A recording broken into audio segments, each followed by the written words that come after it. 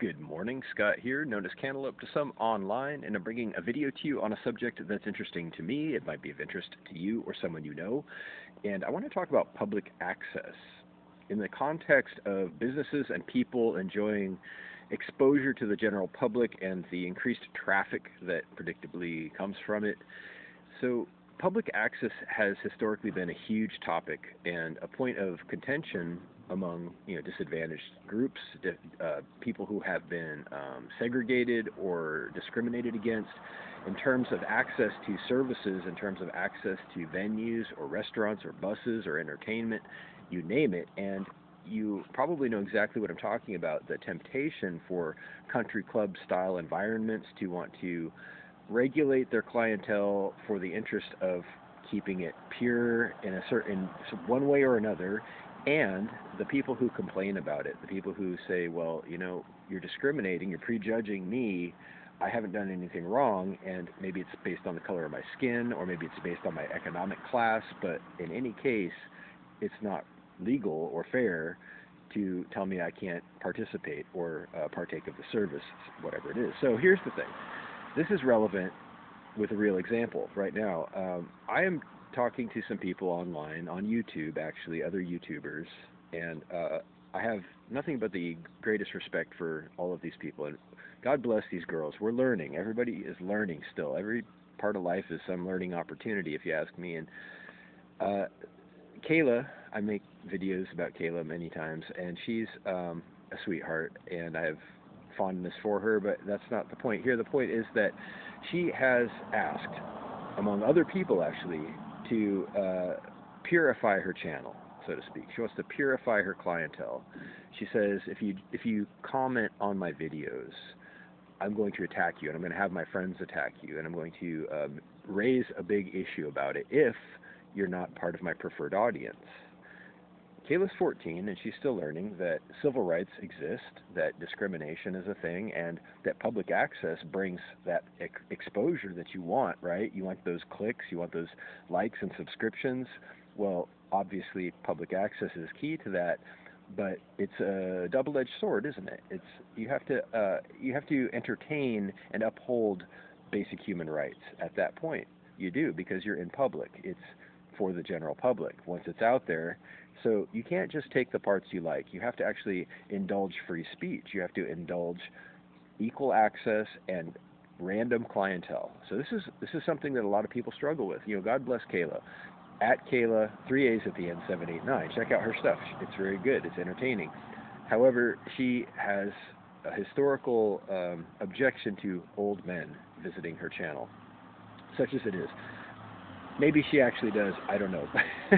But it has become dramatic, and it's a common theme. Okay, so not just with Kayla, other girls online think that they're still in their house, because they literally are. When they're making these videos, they believe that they have privacy, they believe that they have rights, that they can select who watches their videos, that they can control who's commenting.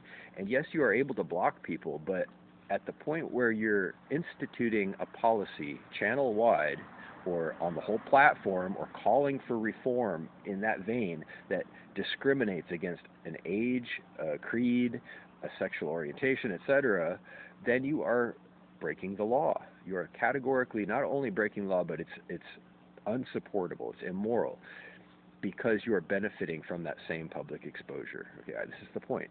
And it is so hard for a lot of people to understand, and it has been fought with viciously with riots and protests and legislation, regulations, and laws, that people should not be discriminated against, not prejudged just based on the color of their skin, their age, their ability, all of that stuff. And this should sound really familiar. And to this day, people fail to understand what public access is all about. They just want to get all the perks and none of the hassle. I'm going to say that twice. They want all of the rewards, all of the benefits that come with public exposure, while still pretending that they're in a private environment, while still turning their channel or their platform into a country club of sorts, saying, I don't like this person, I don't want them here, based on something superficial that they can't control. Okay, this is illegal, patently illegal. It will cost you your freedom. It will cost you your channel. It will cost you everything. So something to think about, that this is not for debate. It has been established by the courts over and over throughout the 60s and 70s and 80s and ongoing. And here in California in particular, I'll wrap up with one example. We have grassroots campaigning. We have what's called grassroots politics, which involves canvassing, petitioning, and campaigning for initiatives. We get things put on the ballot by way of getting signatures, and in order to do this, petitioners need access to public places like grocery stores, shopping centers, malls, that kind of thing. And the debate was raised back in, I think, the 80s or 90s that these places didn't want petitioners around because the businesses weren't directly benefiting from it. They said, you can't be here. So they were throwing them off the property, saying this is private property. And it went to court. The petitioners actually won in the state of California. It was a big famous case. They said, the court said categorically, no, it's in the interest of vital democracy that these people have access to the same places where people go. It's a constitutionally protected right.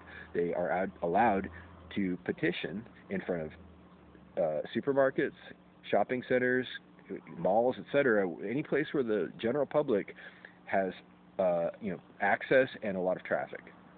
It's protected.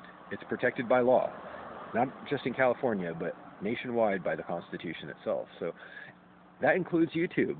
Girlfriend, love you, but you don't get to choose who comments on your videos as long as they're respectful, as long as they are not, hate speech.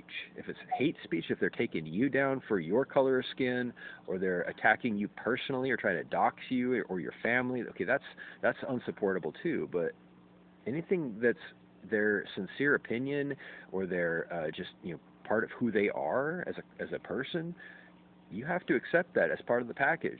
You have to legally accept that people visiting your site, watching your videos, commenting on them because you're enjoying the exposure of public access. Understand, okay? It's for your own benefit. Protect yourself, because somebody with the wherewithal and the time might press it, and you're going to lose that one. Reach out if you like with questions or comments down below. Thank you.